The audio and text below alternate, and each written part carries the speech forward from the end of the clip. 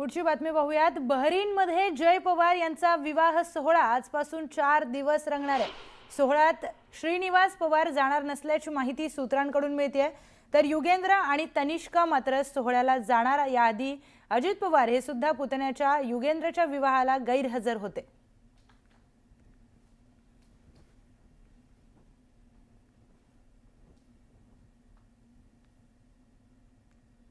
तर बहरीनमध्ये जय पवार यांचा विवाह सोहळा असणार आहे।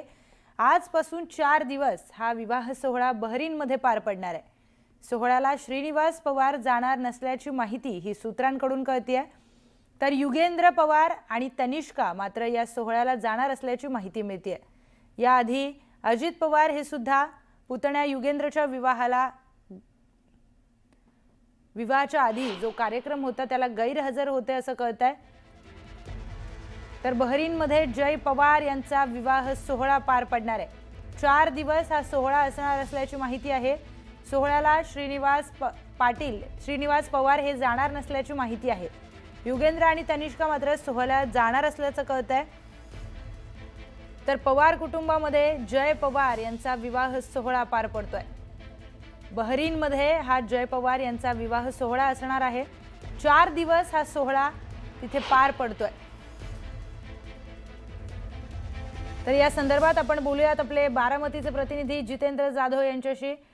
जितेंद्र, हा सोहळा 4 दिवस बहरीनमध्ये पार पडतोय, काय अधिकची माहिती?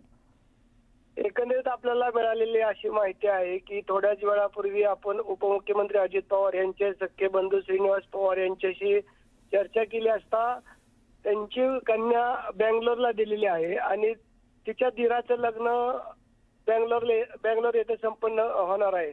म्हणून दिराच्या लग्नासाठी श्रीनिवास पवार हे बेंगलोरला निघालेले आहेत।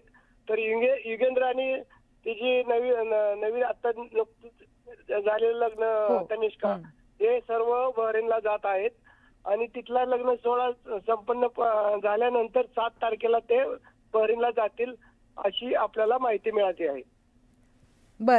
धन्यवाद जितेंद्र माहितीसाठी।